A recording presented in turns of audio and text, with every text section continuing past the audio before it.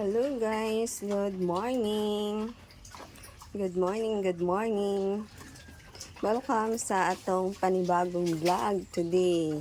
Di ka nahanapod ko video. Ari guys, tangkong ipakaon ko ni siya ka ensay. Yan. Pakaon ko kay ensay ang tangkong.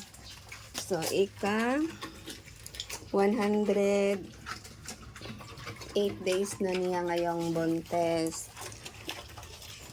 Nan. Tapos, ay, nagpakagod man kog lubi.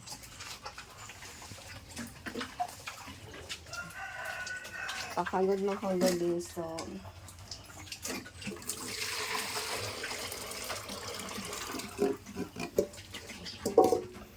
ay,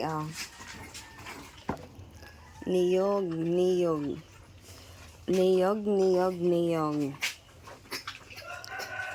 Tapos, labi magkaon na ba di siya? Agay, batangan saan ako og tahop. Tahop na gamay. Kaon na datang kong sayo. Na naman ko na siya tubig dira kung ihang pagligo na kon. Ay tubig, so duwangan na nato nag karing tubig sa niyog. Gikuha ang sapal kay gipakaon sa manok. Ang tubig sa aring gata pangpadugang gata sa kay ensay. Kay wala mi naglactating pa. Kanya lang mi maglactating kung mahuman manganak na siya. Ani man po akong ginabuhat sa una. Sa una niyang panganak. First paritin niya guys. Naglactating ko is nanganak na si ensay. Nan. Karon po, second parity na niya karon. Ang first parity niya, ang anak niya ato is 15. Pero sayang kay naay wala na buhi tanan ang 15. Unta karon dagag anak si ensay oy kaloy-an wala untay mga mga biban sa tawag ang mommy fights. Ubusan na saya. Yan, ano ni ensay ang lobe. Nan, ang amo ang ensay.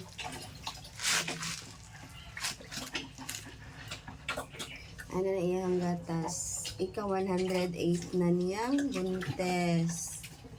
Ika 100 expectation ng mga anak si ensay is January 4 kag January 5. Kay itong first party ni ensay is 115 days siya nanganak.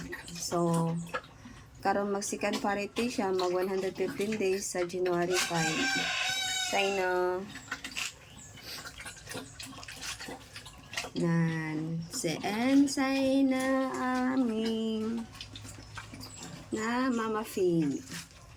Daon na siya, nag-ano siya o gata.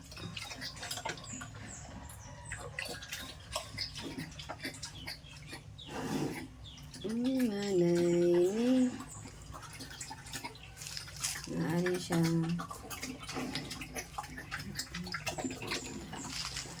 Aga nang naligo ni ensay.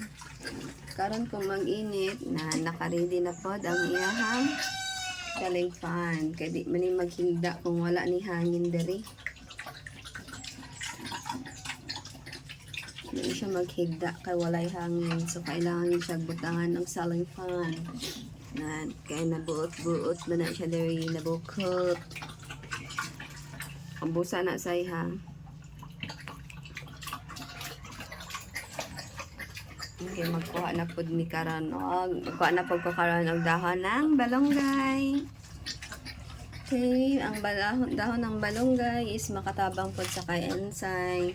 Tapos ang tangkong is makatabang pod kay makadugang ni sa iyaha og oxytocin ang tangkong.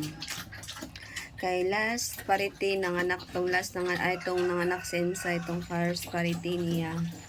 So dagang ginag-ingan na di pa daw mga anak sa ensay kay dili daw ano ang iyahang ana o ang iyahang bulba dili daw hubag. So ano nang di pa siya manganak pero napoy nag-ingon na basi mano nga daw sa ensay pero kaloy sa Diyos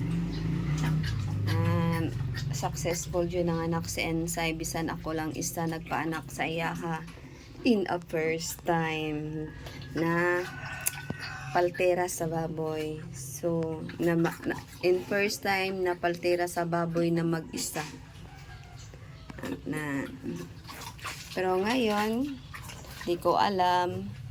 Kaya busy yan sila, busy. Nan.